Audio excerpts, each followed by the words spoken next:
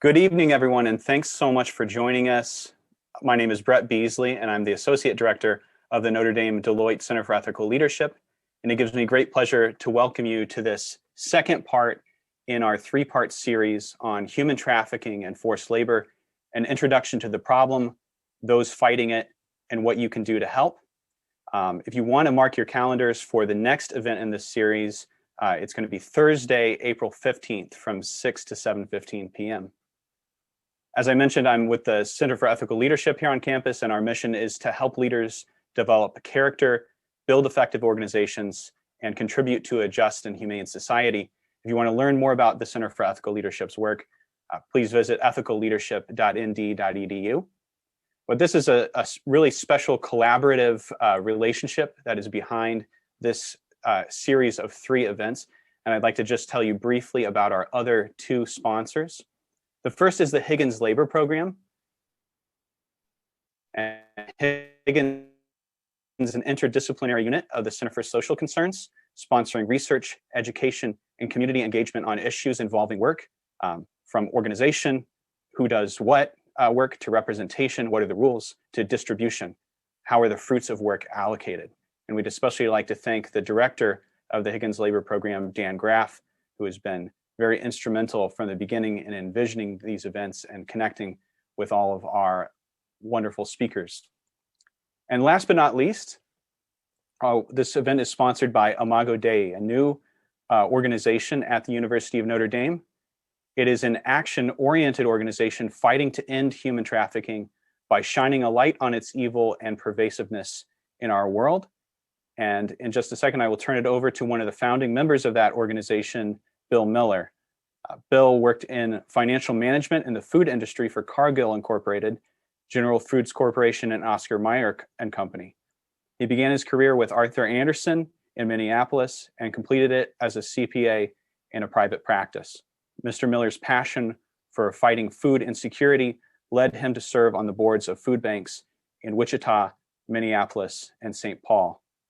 Bill earned his bachelor's in economics from the University of Notre Dame and an MBA from the University of Michigan. So without further ado, I will turn it over to Bill, who's going to tell you a little bit about what we're going to do this evening. Bill? Hello, Brett. Thank you for that introduction, and we'll get underway shortly. We have three distinguished panelists, and the first thing I'd like to do would be to introduce them, and I'll do that. And then the other thing I would just like to mention is that there is a question and answer function in your tray for the Zoom meeting. And if you have questions, and we hope you do, please put your questions in there and we will ask the panelists. Now, we have three panelists, and the first is Rod Katabi. And Rod serves as the Chief Accountability Officer and Justice Initiative Director for Grace Farms Foundation. In this role, he is responsible for all programs aligned with the mission to end modern-day slavery, gender-based violence, and environmental crimes through effective policy, training, and advocacy. Rod is also part of the Design for Freedom Working Group, which aims to build awareness of forced labor in the architecture and global construction industry and establish auditing standards in the procurement of construction material. Before joining Grace Farms, Rod had a long career in law enforcement, including being in charge of the New Haven, Connecticut office of the Department of Homeland Security. Professor Bridget Carr is the Associate Dean for Strategic Initiatives at the Michigan Law School and a faculty affiliate at the Center for Positive Organizations at the University of Michigan's Ross School of Business. She has dedicated her career to advocating for the rights of human trafficking victims and advancing comprehensive domestic and international anti-trafficking policies. Her work focuses on driving paradigm shifts in the way human trafficking victimization is perceived and addressed, and helping reintegrate victims by developing legal solutions that address the complex issues of coercion, and victimization around compelled service and its aftermath. Bridget obtained her law degree from the University of Michigan Law School in 2002 and her undergraduate degree from Notre Dame in 1998. Terry Ferlitti is the executive director of Breaking Free and is a survivor of human trafficking. As a survivor of the life, Terry focused on empowering the marginalized while obtaining her degree in organizational leadership from Bethel University in 2005. Terry is also a member of the Minnesota Human Trafficking Task Force and many other local, national, and international organizations fighting human trafficking. Terry was awarded the Lois M. Christensen Women Who Impact Award, and in 2019, Terry was awarded the College of Adult and Professional Studies Alumna of the Year for Bethel University. We are so pleased to have all of you join us and all of your accomplishments and your learning and what we can learn from you tonight on the issue of human trafficking. The first question I'd like to ask, and I'll ask each of you in turn, is just to tell us a little bit about your organization and how you are fighting to combat human trafficking. And I'll start with Rod.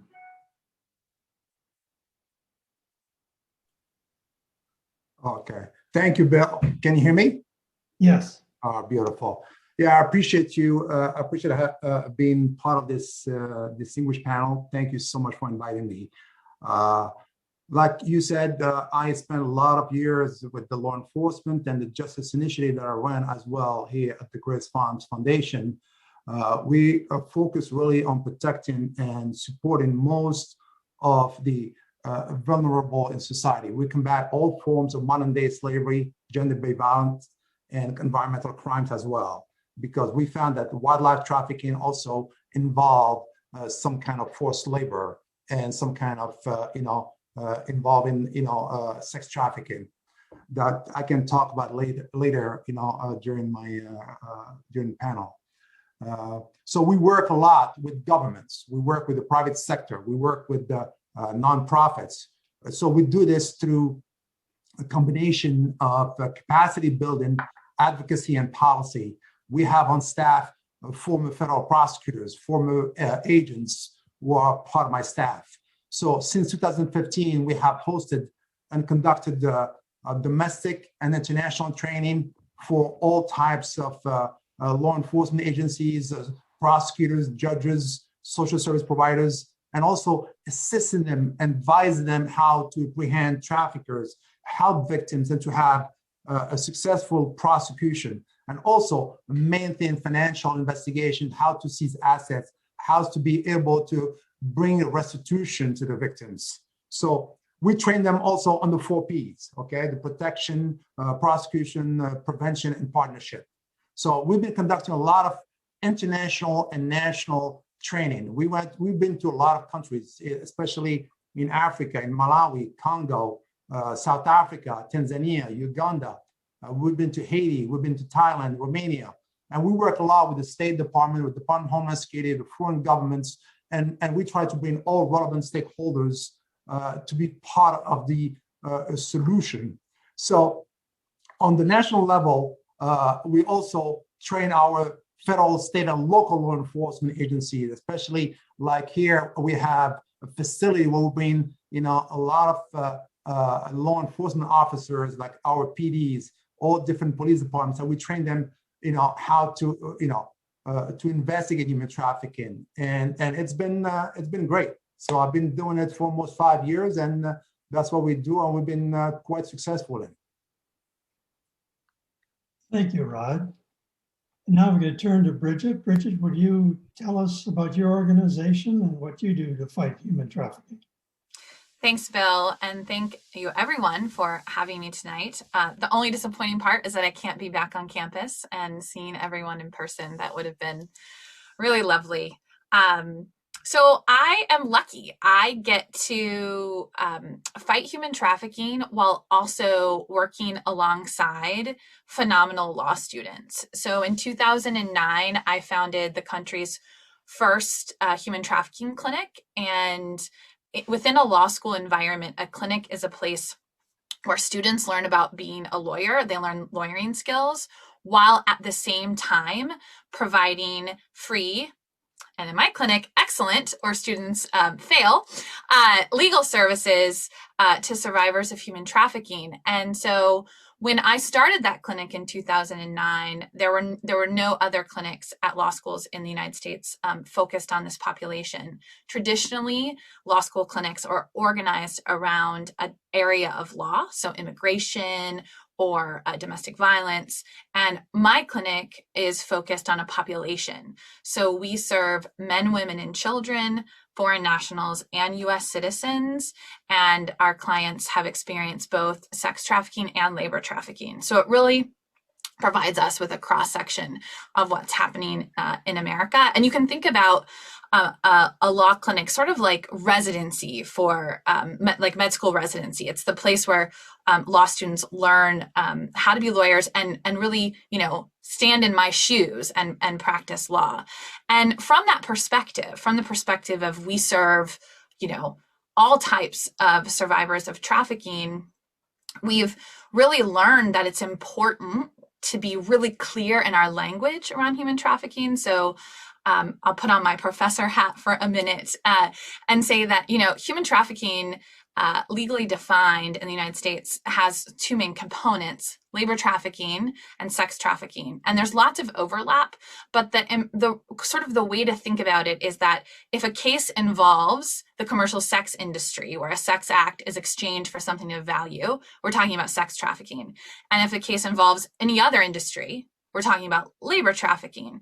But it's important that we're really accurate in our language. So what can happen in many spaces, and may happen here tonight, and I may do it too, is that we say human trafficking and we're really only talking about sex trafficking, and that makes labor trafficking victims invisible.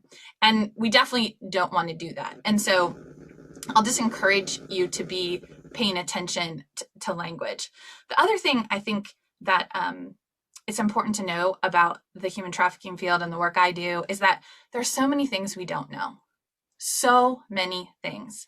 And unfortunately, it's also an area where there are many things that folks think we do know that are actually myths or misconceptions. And I know that myself, I have said things that I later learned weren't true. And so I always encourage folks who are learning about trafficking to pay attention to language, and also to be wary of certainty and easy solutions. This is a complex human rights issue that affects vulnerable people. And so we're talking about poverty and racism and sexism and, housing policy and access to good jobs. It's all the things, all of the pressures that vulnerable people experience can influence what happens in human trafficking. And so I think it's good as we start this conversation that we be thinking about those things. And I know that I'm so lucky that every single day I learn more and more about human trafficking from my clients. They lead the way in our work and are leading the way for me in what I know about human trafficking. So thank you for having me. Thank you, Bridget. And Terry, now would you explain, please? Yeah, my name is Terry Ferletti, and I'm a survivor of human trafficking. And I'm going to say both sex and labor trafficking. There's a lot of intersectionality with sex trafficking and labor trafficking. But many of us, when we are in the life, and not only are we having to perform sex acts, which is between 5 and 10, normally in the United States, we're also cleaning the home, taking care of the children, doing the drug running, all that kind of stuff. Of course, the sex trafficking is far more heinous than labor trafficking in those situations, but there's a lot of overlap, a lot of exploitation with labor trafficking, and it's not well known. And we're trying to bring that to the light as well right now. So I'm working with the Bureau of Criminal Apprehension in Minnesota on a 3-year grant to tackle and identify a lot of spots where labor trafficking is being conducted, and helping identify and recognizing some of that slavery as well. So I'm really glad, Bridget, to hear that you're doing that, because I wasn't aware that there's a lot of focus on human trafficking or labor trafficking. Like I said, I'm a survivor of the life. I'm almost 60 years old. I was in the life for 30 years. I've been at Breaking Free as the executive director for 6 years, but I've been at the organization for 12 years. We are on the front lines. Most of my staff are sex trafficked victims as well. Many of my staff are Indigenous and Native American to reflect the populations that we serve.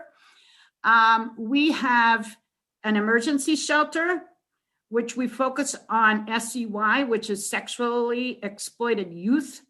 And we get some safe harbor funding for that. And we'll talk about that down the road a little bit, the safe harbor laws. We also have a drop-in center every day for folks that haven't really met the other barriers to getting out of the life, where we provide laundry services, a place to sleep, shower, change of clothing, advocacy if they want it, and case management if they want it. And we also have 2 18-unit apartment buildings where we provide permanent supportive housing.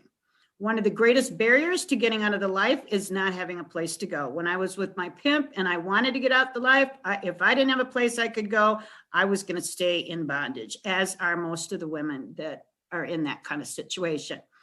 So we know that we're at capacity almost all the time in our housing program. So we work on other ways to get people housed. We work with other programs, other collaborations. I'm part of the Ramsey County, Heading Home Ramsey County Board. I work with HUD on Section 8 certificates, Hearth Connection, other alternatives for that housing. But that's not it. That's not the end, just to get someone into housing, because that can be a nightmare. Just if you're not getting that support you need to move forward, a lot of people think, oh, well, now that they're housed, they can get back to their old life. What?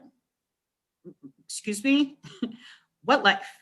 There wasn't a life. You know, many of us were sexually exploited at a young age, and we were caught into prostitution. We were prostituted at a very young age,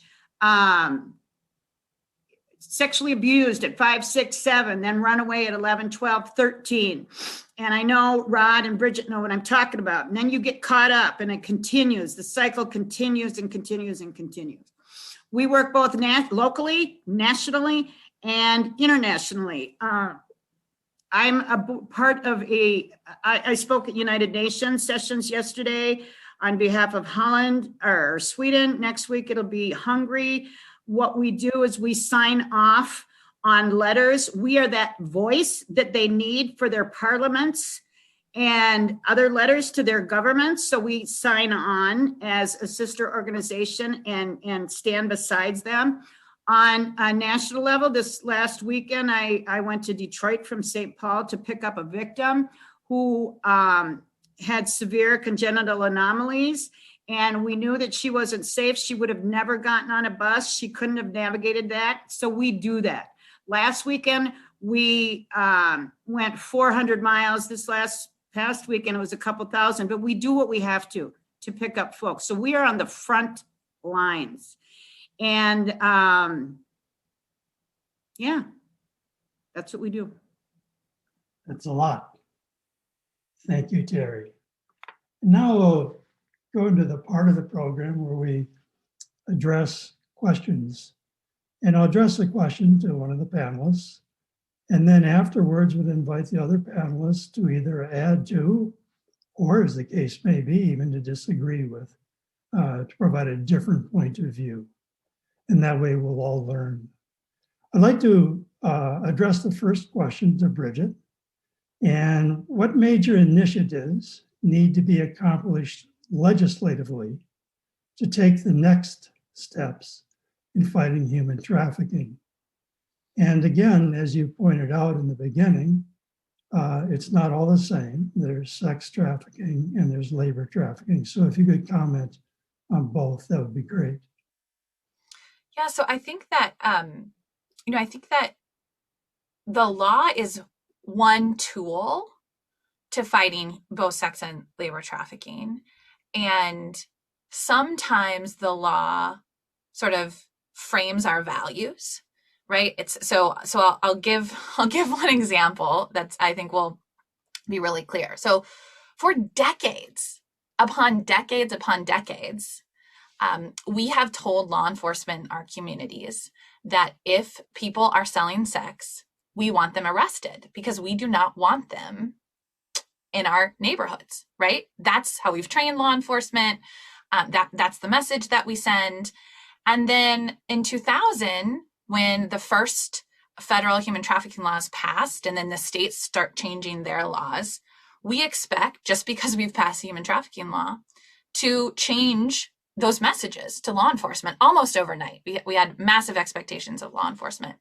And yet, I really love Terry's point. We expect them to change, and yet there are no places to put people, right? So, I really view law enforcement as one of our key partners.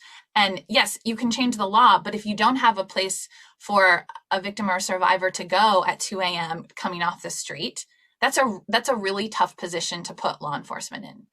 So I really just want to frame for folks that, right, the law is just one piece. It can sometimes be a really hard piece to change, but then other times it's an essential piece to change. So I'm really embarrassed to say that in Michigan, we have not done what many states have done, which is to stop arresting 16 and 17-year-olds who are being sold or who are selling themselves to survive on the street. And those laws, that set of laws where we often give protection to kids who are sold for sex, are called safe harbor laws. And there's a couple different forms of safe harbor laws. I think we have the worst form, which is here in Michigan, we have embedded into our legal system a what I call the perfect victim myth, which is this idea that if you're really a victim of human trafficking, when you're approached by law enforcement, you will behave as if the victim did in the movie Taken, right? You are elated to be rescued. You welcome it with open arms. And so our law says that for 16 and 17-year-olds who are in the commercial sex industry, you are presumed to be a victim of sex trafficking as long as, quote, you substantially comply with court-ordered services, end quote, which means your victimization hinges on your obedience, not your exploitation, right? You can be horribly exploited by your trafficker, but if you don't show up for the counseling session that the court ordered for you, you are no longer a victim. And so that's that's a legislative change we really need, and that I have fundamentally failed to achieve. And it's like I would give myself an F for that, and that's really hard.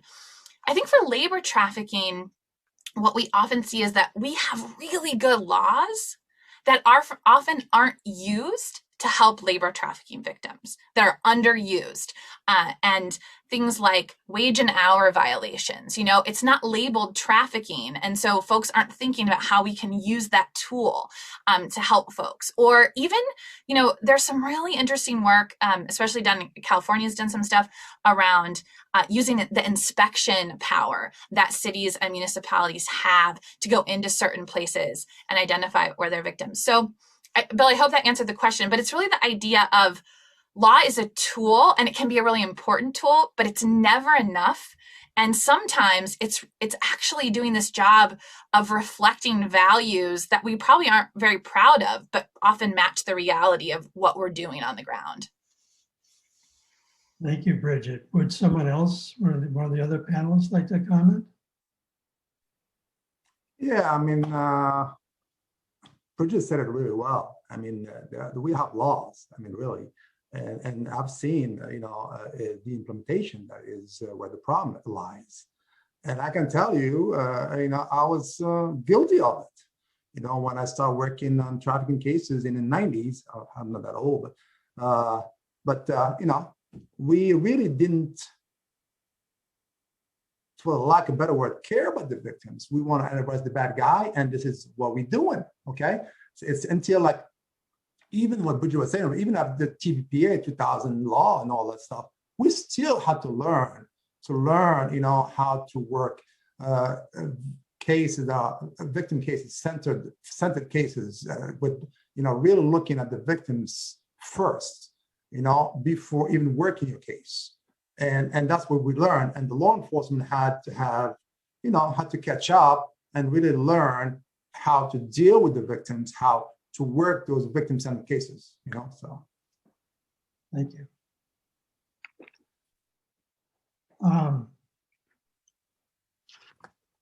Forgive me on the following. I'm going to ask a kind of a legal question without the terminology probably being right. But there's a debate on decriminalization versus criminalization of prostitution. And there are arguments for or against viewing a woman or a man, girl or boy, as engaged in sex as workers. An argument is that a worker classification and the resulting legal protections would protect the person as a worker. Terry, what are your views on the decriminalization, partial decriminalization debate in viewing those engaged in commercial sex as workers? Thank you for giving me this question. Because I'm pretty adamant about this one.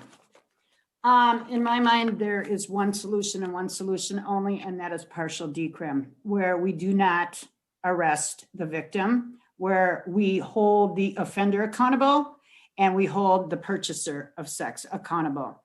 So Bridget beautifully touched on this earlier, that law and public policy shape public norms, all right? So the safe harbor for all, what that did was it communicates that sexual exploitation is a serious crime and that there is a victim who is harmed, regardless of their age, and a perpetrator responsible for that harm that was done. Prostitution does not transition from an act of sexual violence to a job or choice because of an 18th birthday. Within the social context of sexism, racism, and other intersectional oppressions, it is argued that prostitution is sexual exploitation at any age. So when I was in prostitution, when the folks that I work with every day, we internalize our violence. We hear the same repulsive things over and over and over. When you're being called a slut, a whore, stupid, disgusting. I've had people tell me that I shouldn't have been born. I was the worst thing that happened to my children and my family. But still, we defend our free choice and say that prostitution is just ordinary work, because realizing the truth is so depleting. We dissociate ourselves from men and their actions because no one has a psyche to be present in the acts of violence of prostitution. So very often drugs and alcohol and other things are involved. But when we understand the complexity of the violence, you understand that prostitution cannot be labeled as a job, as a profession. The only thing to criminalize is those who organize, maintain, and exploit the people in prostitution. This includes people who pay for the sexual violence, which is what the buying of sex is, and the payment, which makes it a job in some people's mind, is used as a coercive tool to access the bodies of vulnerable people like myself, many of which had mental health conditions and or chemical dependency issues from being raped in the first place at 5, 6, or 7, and not knowing how to process that and move forward. We believe that all forms of sex and gender-based violence are interconnected and interrelated and stemming from social norms, like Bridget said, and driving forces that normalize violence against people based solely on their sex, gender, and resulting in a perceived status. So we do work on the demand side here at Breaking Free as well. We have what we call a John School, where we talk to the men. We ask them, what were those images? What were those messages going through your head when you purchased a woman for sex? We don't take the Lorena Bobbitt approach, even though we are survivors, and everyone in the school is a survivor. We have former pimps that come in, talk about their pimp tactics, what they use to coerce women and how they did it, so that these men can understand this isn't just some fly-by-night thing. This is, we're getting into the heads of the people that are producing the product. And then we have former purchasers come in and also talk about that. And then we, as survivors, share our story. And we put all those answers on a whiteboard. And you know what? The whiteboard that shows the men responses as to what they felt like after they had that sexual act, and our responses are the same. Empty. Shame, guilt, all kinds of things. And it's not what you would think it is. So we're trying to change this paradigm, and I'm getting a lot of pushback from it. We are not giving the purchasers a buy. We are holding them accountable, but you're not going to affect change by calling them, but you've got to motivate change, right? You've got to do something to motivate change. So we have to have these conversations. So in my mind, real short story, I just made long. I am backing worldwide. The globe is focusing on what we call equality model, abolitionist model, and Nordic model, which is partial decrim. Thank you, Terry. Would anybody else like to comment on that? Sure.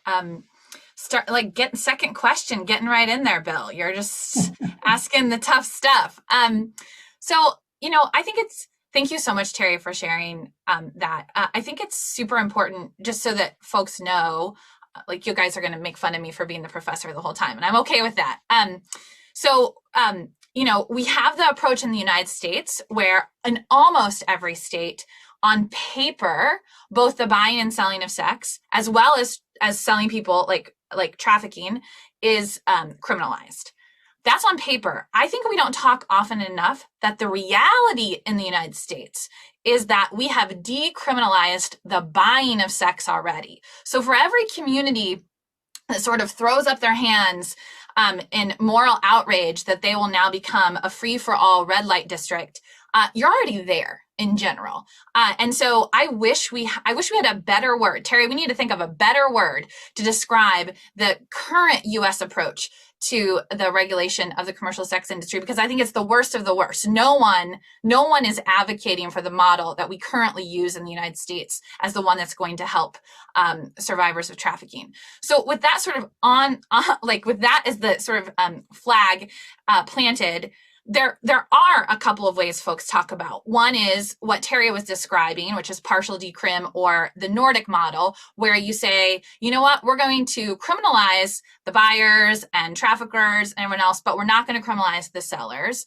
And then another model, which is also called decriminalization, where we would say no one in a consensual, that's a loaded word, I'm just describing what's happening in a consensual sex act, meaning where there's not someone who meets the legal definition of trafficking is involved, will be criminalized. We'll still criminalize traffickers. And none of these models advocate that children, except maybe Michigan, right, with our law, that children can choose this as a job of choice. And then there's actually another model, Bill, to make it even more complex, which is legalization, which is a concept that the idea is you would have to you can think about it kind of like a massage therapist, you get a license and it takes place in certain places. And so those are kind of the buckets of what we're talking about. We'll say it's a really complex question. And I wish, and with very strong feelings along the entire spectrum, you will find survivors who support almost every component. You will find policymakers, you will find folks who support stuff in all the places. My clients who are survivors of sex trafficking support different approaches. I will just say that I think what we can all agree on is what we're doing right now in America is fundamentally failing victims. And whatever we try, I sure hope that we make the commitment to evaluate it, measure it, see if it's going to do the things we think it's going to do, and be willing to change if it doesn't. Because I think so much that's missing in the anti-trafficking space is a willing to really evaluate the types of things, the types of changes that we're advocating for. So. Thank you. Thank you both. Rod, did you have anything to add to that? No, I'm going to stay quiet on this one. Okay. Well, I will point the next question at you then. I'll ask you the next question if I may. Rod, Grace Farms has held numerous symposiums with law enforcement and with other non-law enforcement partners to combat modern-day human slavery. You've explored the issues from investigative phase through prosecution and also helping survivors. What are the top 1 or 2 key learning points from these symposiums for law enforcement?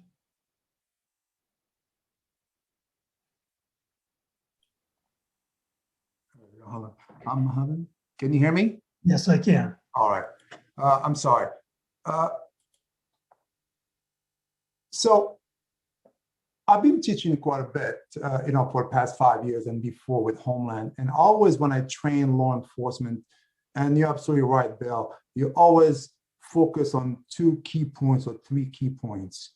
And I've done a lot of training with all federal, state, and local, and also you involved in the U.S. Attorney's Office and all that stuff. So we're looking at the thing that I felt that is really important, that law enforcement and social service providers that I also train have to, take this point so, how can I say, really crucial point is partnership, really partnership. So the partnership are important to support the trafficking victim through the entire process, from the protection, from the prosecution, prevention, all that stuff. So to even go into the prosecution of the traffickers, and also the use of non-governmental organizations, NGOs. NGOs are really, really important in the job of going after human traffickers.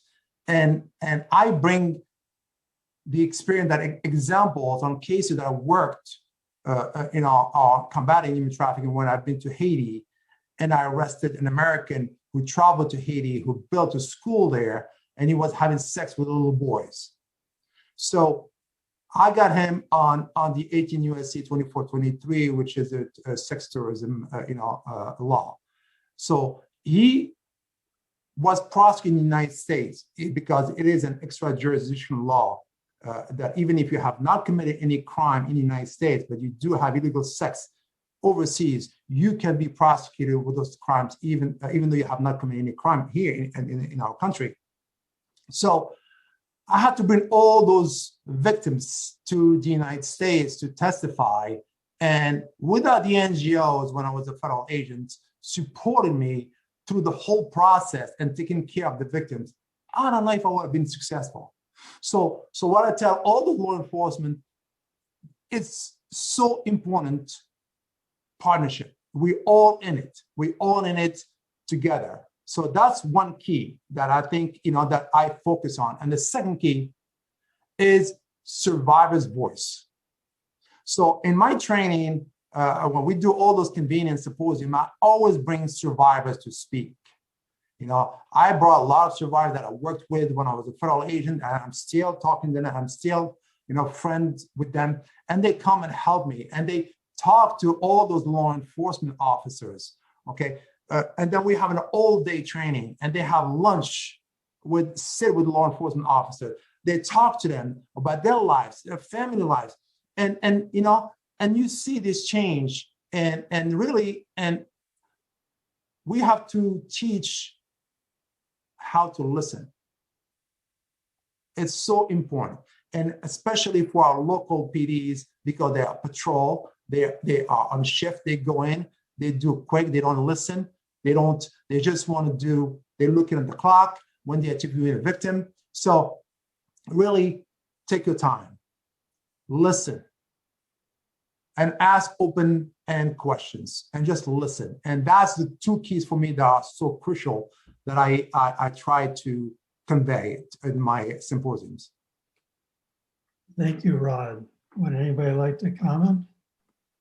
I think I love what Rod said, and Rod is woke. Rod has been using some trauma-informed language. I'm listening. You are woke. So what he said at the very beginning was, this is paid rape.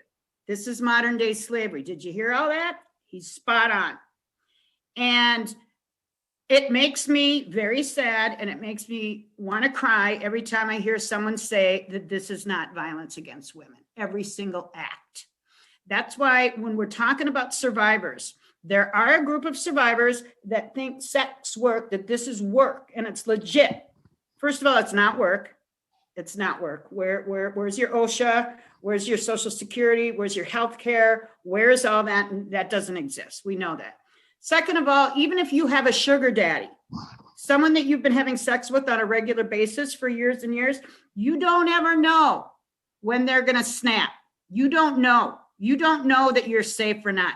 So for somebody to say that this is okay, it's sex work and it's legit, and both parties are agreeing to it, that might be, and you might be really lucky that you made it this time, but make no mistake, this is violence against women. And if you are using that, if you are saying that is your career path, my God, what were the other choices if that's what you chose? So this is very heinous. And it is not about going into a room. And I need everybody to understand this, because otherwise it's a slap in the face to me and all my sisters and brothers that have been exploited. This isn't about going into a room, laying on a bed, having someone jump on you, 10 minutes they're done and they walk out the room. That's not what this is. It's not that. This is harm for the rest of our lives. While we're going through these events over and over and day after day and a day after day, even if you have a spouse, you're not going to have sexual relations with them 5 and 10 times a day. It's going to mess you up. So start listening, but make sure you're listening to the people that are telling the truth, because people are confused. And like Rod said before, and Bridget, we're laughing when we said, not everybody identifies with being in prostitution. I didn't. When I came to Breaking Free, they asked if I'd been involved in prostitution. I said, no, that's somebody who wears high-heeled shoes, fishnet stockings, walks up and down the street, flirts. I never flirted in my life. I don't know how to. I don't. That's not me. But did I have sex for money? Yeah, I did. But it was normal to survive on the street, to hop in a car here and there, or to go to someone's house and say, I can tell you're jonesing on drugs or whatever, just unzip your pants and go at it, and then I'll give you some crack or whatever. That was normal. So when someone asks us, are we involved? And what does that mean? What does sex trafficking mean? What does prostitution mean? 80% of the people that are involved in this life, there's a third party, 80%. And yes, what Bridget said before, there are definitely, especially academia, saying that this isn't harming them. But in reality, it really is. It really is.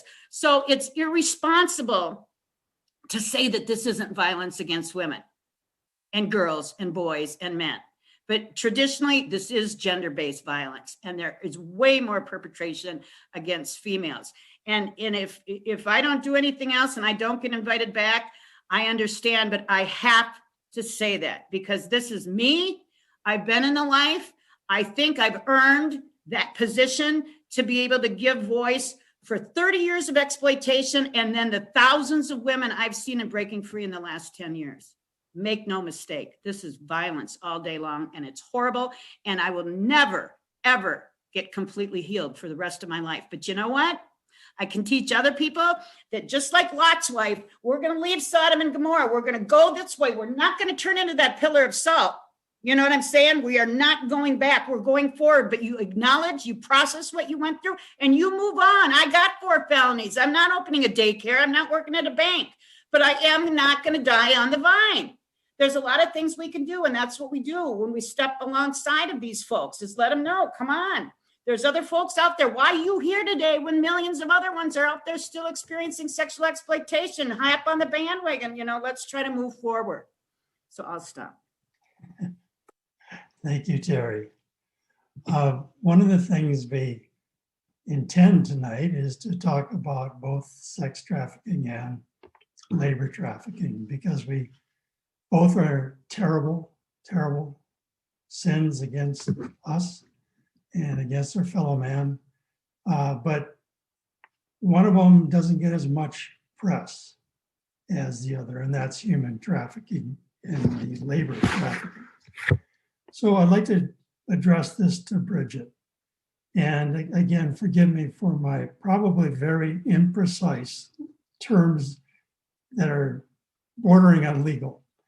But there are various laws, I'll call them supply chain laws, that require businesses to evaluate the risk of human trafficking in their supply chain, and then having evaluated the risk, to adopt controls to mitigate the risk, and then to audit for compliance, and then to publicly make an assertion in a report as to what they're doing.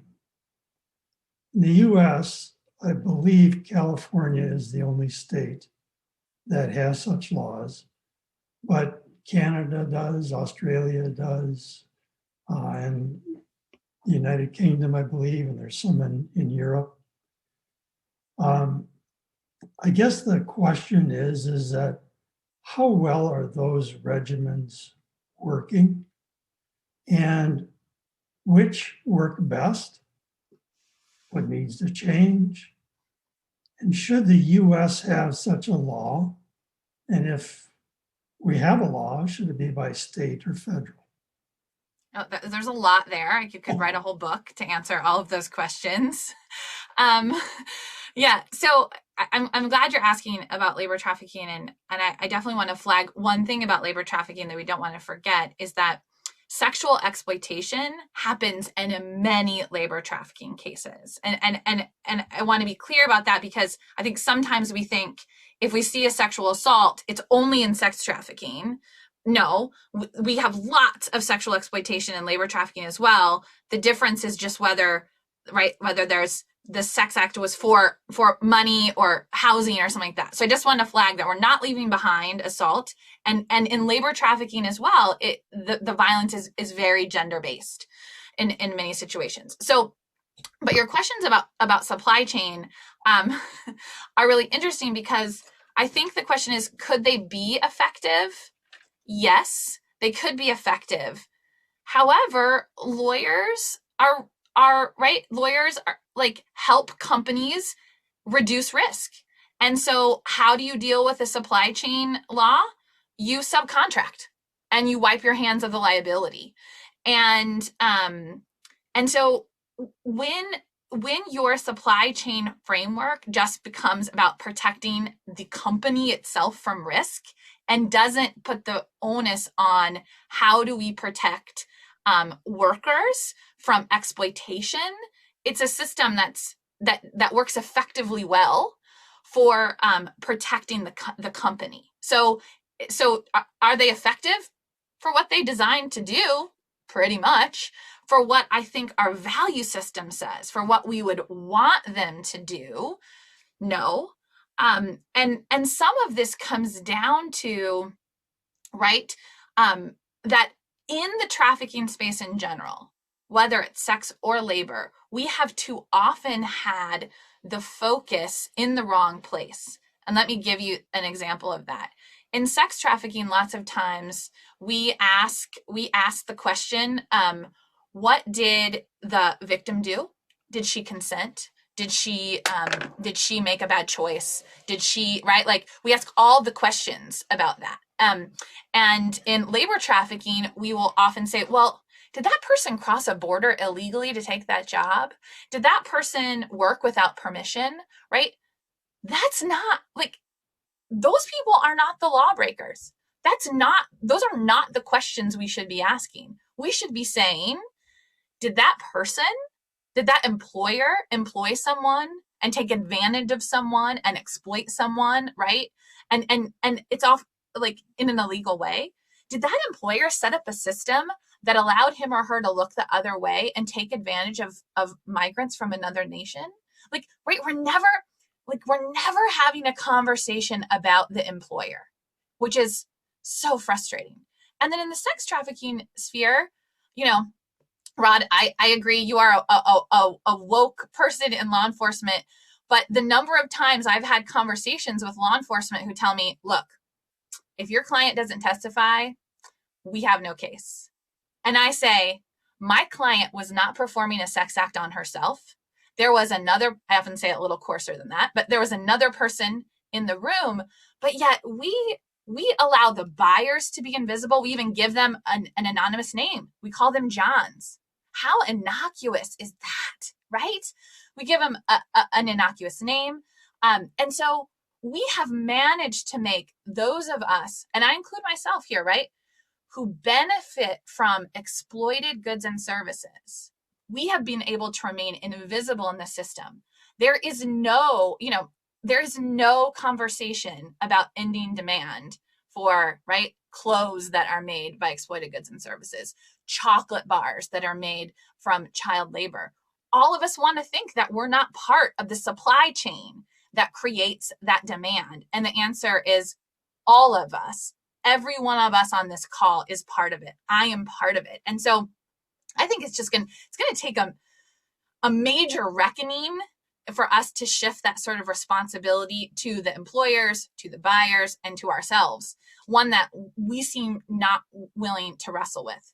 One thing I will say that we've seen in the past few years that I think is a good use of the law and can be really effective is we're seeing the federal government really pay closer attention to goods coming into the country and using the Tariff Act in ways that we just really didn't before, to sort of say this cotton from China is made with exploited labor and it can't come in. And I think that's a function that only the federal government can do. And I've been really excited to see that law used more often. Would anybody like to add to Bridget's comment? Well, if not, I'd like to step into the fray again at the risk. But I guess my question is this, is that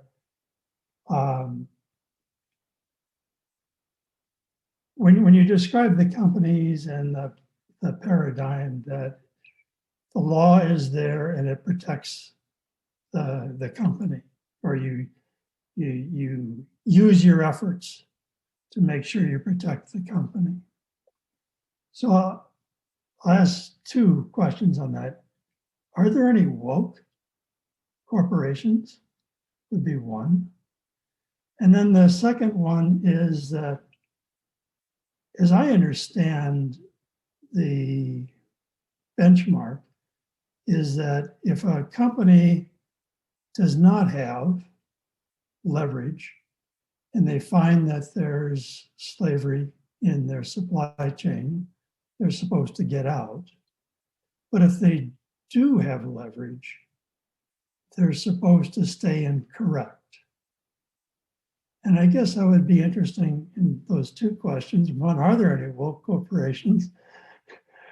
And then secondly, is that second part, using your leverage to change something, is that working any place? And anybody could answer that. If you want, I can jump in, Bill. Yes, please.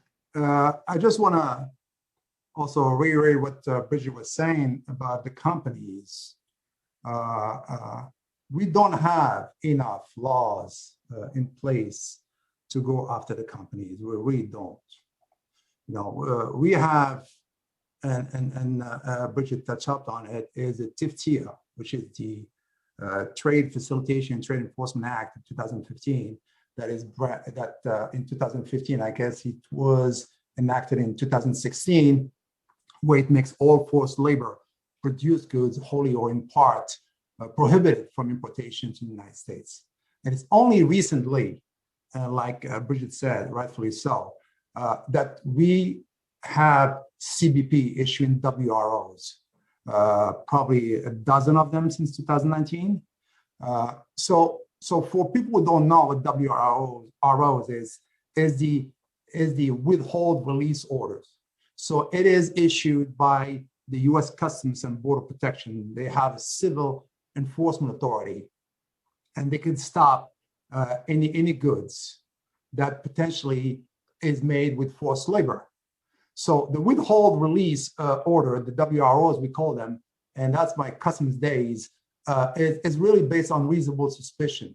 And you rely a lot on evidence from, the abuse, restriction movements, abusive working and living conditions. So then there's the issue of withhold. They stop the shipment, and the detention notice is basically issued to the importer. And the importer has 90 days to submit, a response. Either he explains it, or he re-export the shipment, or he abandons the shipment. Now, how effective that is, because if you go hard on WROs, who are you punishing? Are you punishing the laborers overseas? Okay, and I'll give you an example. The one in Malawi for plantation on tobacco. What they did in Malawi, the companies, what they did, they just laid off everybody, even though they paid a miserable amount of money. They basically have no jobs. So I think, we need to focus a lot on companies, because consumers, we can educate the consumers, but like we said, it's going to take a long time for consumers to really, change the culture. But you need to go and focus on companies, the multinational companies who are making tons of money. So the California, the California Act, the UK, it's nothing. To me, I look at them, really, what is this? It's almost a voluntary disclosure, kind of. Put your own website that you're doing this. Get the statement of that you are against, forced labor, and that's it. And you're done. There is no enforcement, and I think we need to do this. So the HSI, the Department of Homeland Security, the Homeland Security Investigation, has the Criminal Enforcement Authority. And I can tell you, I work with them a lot, but I came from that agency. And we are looking at really the corporations here in the United States and really trying to go after them criminally, okay? So there is a need, I think, looking at the company, that you have to enforce the laws. You have to go and be more forceful and really put them on notice. Thank you, Rod. Yeah, Bill, I think your question about are there any woke companies really highlights something I think the human trafficking movement has missed out on, which is that human trafficking at its core always has a financial element, right? What makes sex trafficking different than like sexual assault? It's that financial, right? There's that financial piece, right? Sexual assault is part of sex trafficking, but there's always that financial piece. And so, but I think too often we don't think about the fact that when survivors come out of trafficking, they still have to work. They have to work. They don't just land on a pot of money. That means they never have to have a job. And also, I think we don't do enough to recognize that for so many of us, right? Work is a source of purpose and meaning. It can be a positive focus in our life. It can bring us financial security, but it can also bring us high quality connections with our colleagues. It can be, create friends for us, and it can do all these really beneficial things. And so, when I see my clients come out of these experiences, we work really hard to find companies that treat people as fully human and see them in their entirety. Because I often say there's legally exploitive work, which is trafficking, like we're talking about that. But then just on this side of legality is what I would call commodity work, where people are treated as a commodity. It's not legally exploitive, but it's sure not that great. And if you come out of trafficking and move into commodity work, it doesn't feel great either. And so we work super hard to identify those places, of which there are, and get folks in places where they can find purpose and meaning and high quality connections and get sort of the benefits from, they've been harmed by work. So we're trying to help them also get the benefits of work. Thank you, Bridget. A question, we'll get back to the sex trafficking side in a little bit, but I'd like to have a follow-up question on the labor trafficking. Rod, your organization has an initiative to focus on the construction industry. It's called Design for Freedom. And I think we would say that the architecture, the building, construction industry has a lot of trafficking in labor, depending upon where you are, but also in the procurement and the manufacture of building materials. And the Design for Freedom initiative attacks that. So with regard to Design for Freedom, what are you learning about businesses' willingness to confront and own the issues? And what progress are you seeing in this huge industry that is around the world? Yeah, Bill. We started this brand new initiative to combat forced labor around the built environment. And we were looking more at Design for Freedom as an initiative that was led by our CEO, Sharon Prince.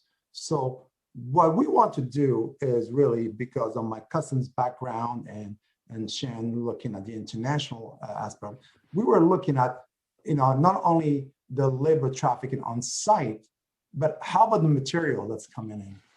When you build your house, do you ever wonder all the merchandise, all the material that you're using, is that made from overseas? Is it being built from forced labor? Nobody asked this question. So what we decided, we said, okay, let's bring a lot of experts and industry leader, from architects, major construction companies, academia, investigators like me, lawyers. We brought probably close to 65 that what we call expert in their field, and we basically convened and we tried to look at the whole aspect of how can we make those companies more ethical in their supply chain, and you all know that around probably 50% of victim labor trafficking come from construction, mining industries, and manufacturing. So 50% of approximately 25 million victims. So besides raising awareness and working with industry leaders to change the culture, our strategy is also to use the laws in place, right? To use them. So we have like the TIFTIA, we have the Lacey Act, we have the TVPA, we have all that stuff. The Lacey Act is based on illegal wood and timber coming in from overseas, all that stuff that we can connect also as well to forced labor. So all those laws that we have, but are not being really implemented the right way. Okay, so we are working with federal agencies as well and trying to get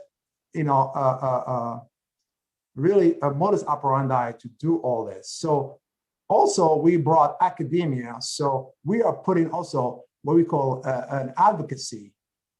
We put together a curriculum and we did it at Yale University, on looking at construction and supply chain. And we had that, as my last semester, where we did, a curriculum. And so really, we try to raise not only awareness, but also we're trying to do boots on the ground. By saying boots on the ground, we are working on a major project in Africa, okay, that we are going to Africa doing research, and we're working for a couple of governments there to look at the supply chain of timber. Because a lot of the timber, look, countries like Cameroon, countries like, Senegal, going through Gambia, end up in China, okay? And then China, what they do, they produce, furnitures. And guess where the furnitures end up? In our old country. We are the biggest buyer. So we try to identify, all those supply chain, and it's really difficult, but we're looking at data. We have data scientists, and we're looking at all this data, and what we're trying to do is really look at the modus operandi, identify the corporation, supply chain, and really work on mitigation. And that's really what Design for Freedom is all about. Great. Thank you, Rod. Anybody else like to comment? Well, if not, I'd like to ask a question that perplexes me anyway. And that is that, address it to Terry and then really to everybody. And Terry's touched on it briefly, but you've got this program, Men Breaking Free. And it's been successful, but it also is after the fact. I mean, people end up there because they've had an encounter and law enforcement or a judge or somebody suggests, maybe suggest is the wrong word, that they go to Men Breaking Free. But what I'd like to ask is, what have you learned about, and you talked a little bit about it before, that you put your whiteboards up and it's the same issues. But what have you learned that we as a society could do to reduce the demand, to have people understand before they purchase sex that that's not a good thing? What have you learned, or have you learned anything that we as a society can do? Yeah. I've learned a lot. And one of the things is that we got to quit teaching girls how not to get raped instead of teaching boys how not to rape. So the programs that we have, and again, this new method we use is, first of all, we talk about what does it mean to be a man? What do you need in your life to be a man? What does that mean? You got to break that down and talk about that. And then we talk about what were those messages. Oh, you were a virgin, you're Asian, you're going to get, these are actual real responses. You're a virgin, you're Asian, you're getting married, you wanted to practice on someone. Your wife is ill, she's not interested in sex, she gives me permission to go out and purchase another person. I was at a stag party, I was drunk, someone else mentioned it, I did it. My father used to purchase women, I thought I would give it a shot. I was sexually abused at 15. I have a problem with intimacy with women, so I think that I'm doing someone a favor by paying for them while I get my needs met. These are things that we think of. I mean, these are things that we hear, responses that we hear from people. So what we do is, first of all, we work on dispelling those myths, that this is a choice. Like I said, if this is what you're choosing, can you imagine? Everyone in this call right now, can you imagine what the alternative would be if this is what you're choosing? It's not good. And so what I propose, and we were fairly successful about 6-7 years ago with the Catholic schools, the private Catholic schools, because of all the abuse in the church. They were opening up their classrooms to us, and we could talk carte blanche. They did not censor us. They said, tell it like it is, talk about exploitation, and we did. My kids, my two oldest kids, were at this particular school in St. Paul. I don't think they were really excited when I came to speak, because the first thing I'd say to the boys and the men in this group was, Do you want to have a good sex life? And of course, that's going to get their attention. These are young boys, 13 to 18. Do you want a good sex life? Well, I'm going to tell you one of the things you're not going to do if you want one, and that is to watch porn. And I'll tell you why. We'll talk about erectile dysfunction. We'll talk about the abuse. We will go at it, but we will be very, very honest about it. And we're not mincing any words. We'll talk to the girls. So it's about education. It's about what do we do in our houses? Are we joking about women? Are we, are we teaching our kids that boys are superior to girls? What's our historical concept? Through our family, what has our norms been? Do we have daughters? But, this is the thing, Bill. Of the men that have gone through our program, over 50% of them were married and 70% of them had children, and more than half had girls. So it's just educating them. It's talking. It's about having these conversations at an early age. And it's dispelling the myth that this is okay and it's mutual.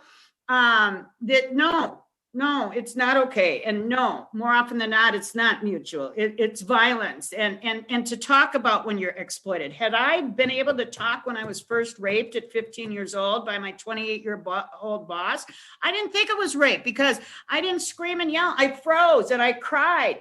But to me, that wasn't rape because I didn't kick him and I didn't stop it and whatever. So we dissociate that stuff. And now I'm not a virgin. Now I'm probably not going to get married in the church like my mom didn't get married when she got married, when she was pregnant with me and all this stuff. And so our whole schema is messed up. But I just got off topic. So getting back, what I want to say is we got to talk to our boys, right? We got to talk to our boys and men and girls too, and just educate them and starting at an early age. And these public schools got to knock it off and they got to let us come in and talk. Why not bring that same curriculum that we have for men to boys in middle school and high school? Why not?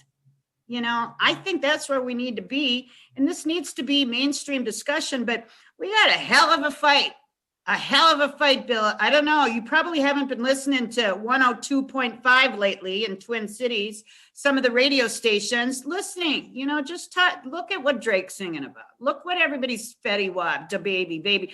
We all know what they're talking about. We know, flip on the movies, TV, games, they're all exploiting women and girls and boys. Sexual exploitation is rampant everywhere, and our media is fueling the fire. And I don't know. Maybe Rod and Bridget have better answers, but all I can think of is we need to have discussions earlier, and we need to teach people how not to rape instead of how not to be raped. Thank you, Terry. Would anybody else like to comment? Sure, if I may. Education is key, and I'm also a really proponent of task forces. Okay, but task forces. There's a say that says none of us is smarter than all of us. Okay, so by having everybody together, because it is indeed everyone's problem, and we all need to be part of the solution. Okay, so. And also, it is a race against time. And I got to tell you why it's a race against time, because it is really a public health issue as well. Okay, I've seen generations of victims. Okay, it's just insane. So we are talking about immediate and long-term adverse consequences. So for the victims, the family, the communities, the society as a whole. So we have to take it really seriously. And we have to we can make a difference in the fight against human trafficking also by, like Bridget said, we have laws. I've been overseas. I've been in a lot of countries. No matter, God bless America. We have really strong laws, really good laws, but we have to implement them. We have not only at the federal level, which is much better, but also we have to implement them at the state and local level, which is a little bit problematic. Okay, so we can raise awareness, and force also on supply chain, the institutional, investors. Okay, let's put them on the spot to divest their position with any companies. All right, to me, you got to be all in. Okay, you can be, half, So the private sector, to me, private sector is a huge component. They play a crucial role against, all types of human trafficking. So I know it is quite difficult for multinationals because, I've done, during my days in law enforcement, I was part of the Trade Transparency Unit, to TTU, okay, when I was with US Customs. And in those days before US Customs turned into Homeland Security after 9/11, we used to travel and audit companies who do business with government, and they have to be slave-free, okay? They can't have any type of human trafficking. When I say human trafficking, labor trafficking, sex trafficking, anything.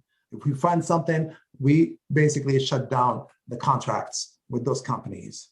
So we need to be more into, looking at those companies. And really, and I'll close that, the real impact, if you want to do real impact, is the collaboration across sectors, public, private sectors, NGOs.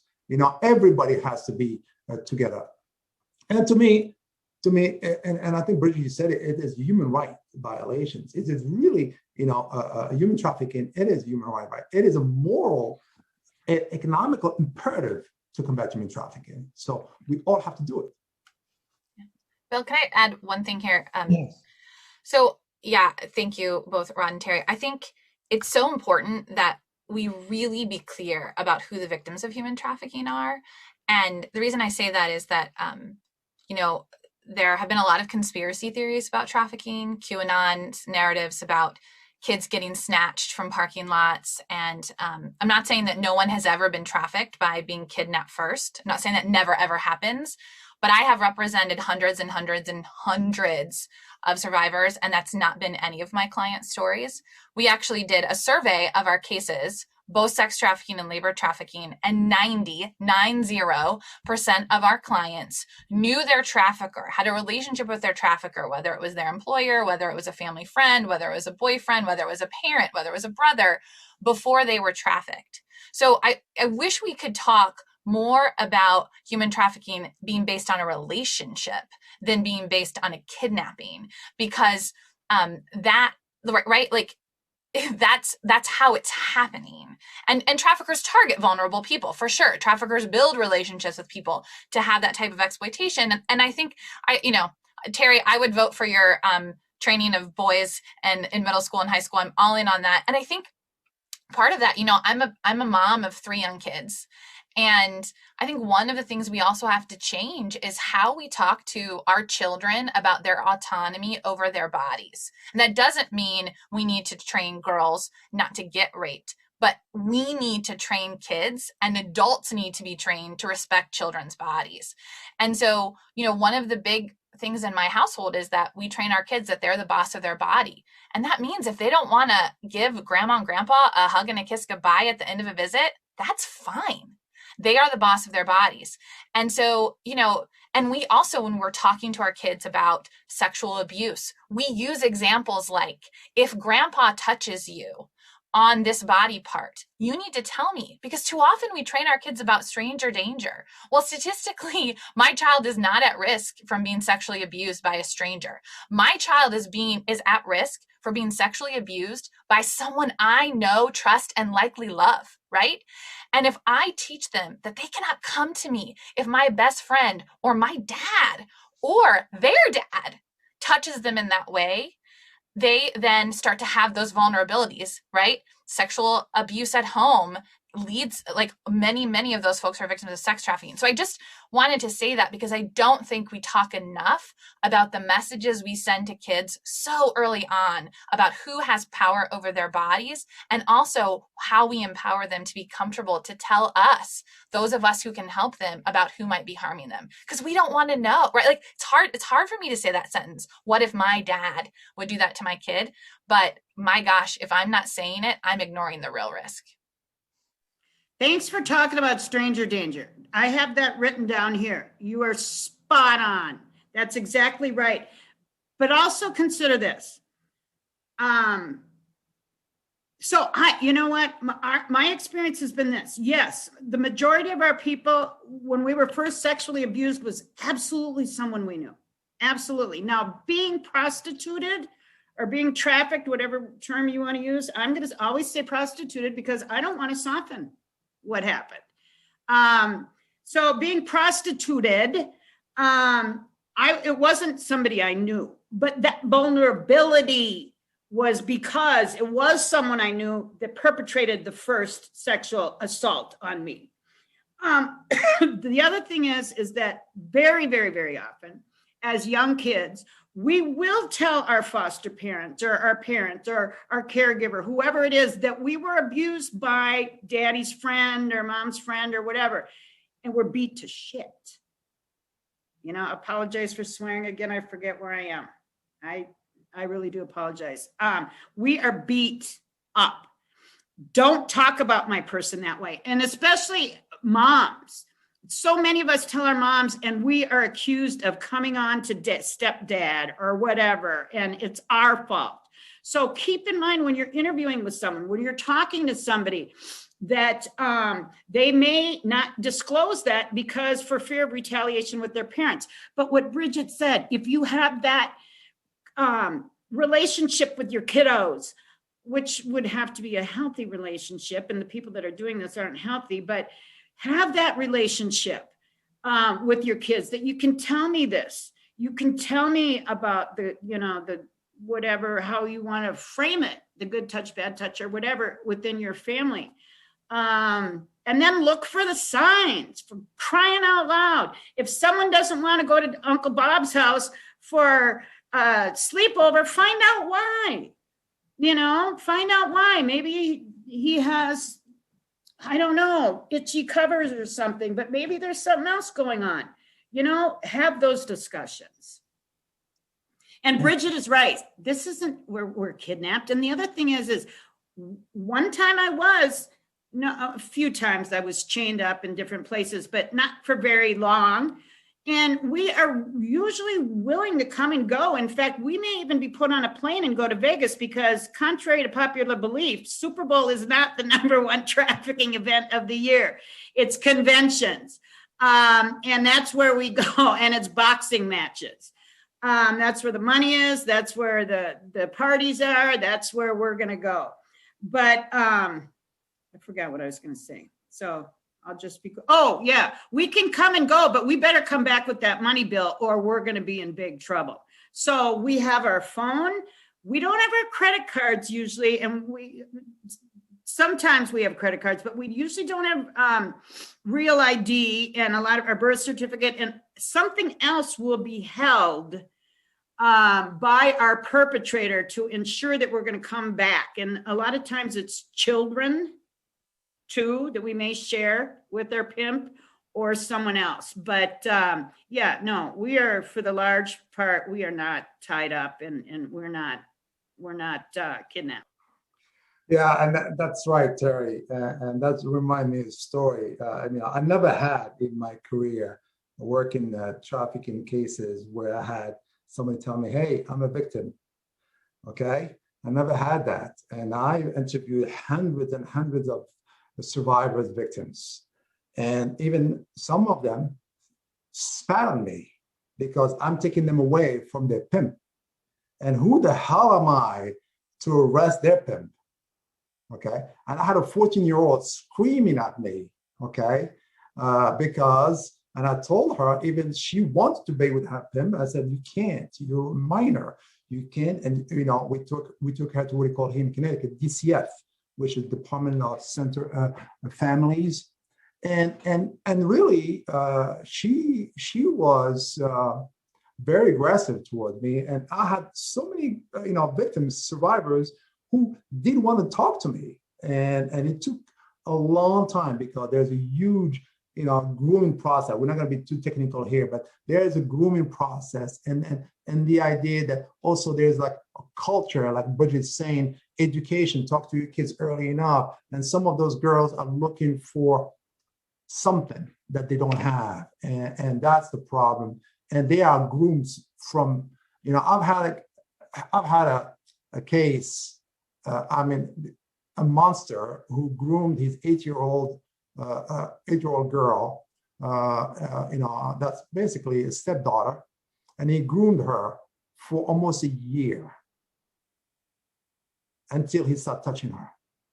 And he was videotaping himself having sex with her until she was 15, 16. And then she's not interested anymore. She's too old. Okay. And when I interviewed with the child forensic interviewer, when I interviewed this victim, she didn't want to tell me. She didn't want to tell me. And it took probably close to a couple of days, really, for him, even for her to say, okay, this is what happened. So the grooming process is take it very seriously. And some of those girls really, and it is true, Terry. I mean, nobody gets kidnapped. They all, and this is why it's so pervasive and it's so hard to investigate. Yeah, they do get coerced though. And the one thing that you just said, Rod, reminded me of, God, my chemo brain. I'm sorry, I lost it. Something to do with the folks, the familiar, groomings. Oh, yeah. We don't always recognize that grooming process either as we're going through it. And especially when it comes from a stepdad or somebody that you feel that's supposed to protect you. And then I don't know if you guys saw a couple of days ago about that judge in Milwaukee that was arrested for child porn. So, you wonder why we don't have faith or confidence in the system. I'm not going to disclose right now how many times I had to have sex with lawyers and policemen while I was in the life. So the very people that I thought were going to protect me and help me are the people that also were exploiting me as well. So there's a lot of distrust. And again, like Rod said, people, we don't always know that we're being trafficked or we're being prostituted. So, when you hear this terminology, you want to say, no, that's not me. When in fact, the definition of the exploitation is in fact what. Well, thank you very much, Terry and Bridget and Rod. The hardest thing that I have to do tonight is to stop this conversation because I've learned so much. And you're all absolutely wonderful. Your wealth of knowledge, and we have all learned an awful lot tonight. And hopefully it'll make our view on this subject different than what it would have been. And we'll have a better view of the real sin of human trafficking and be aware of it and be aware of some things we might do about it. So I just want to thank you so much for your time and your expertise and your willingness to talk about this very difficult project, a very difficult issue, and we truly appreciate it. So thank you. Thank you. And now, Brett, are you going to, or maybe that's it. So thank you very much. Good Thank night. you, everyone.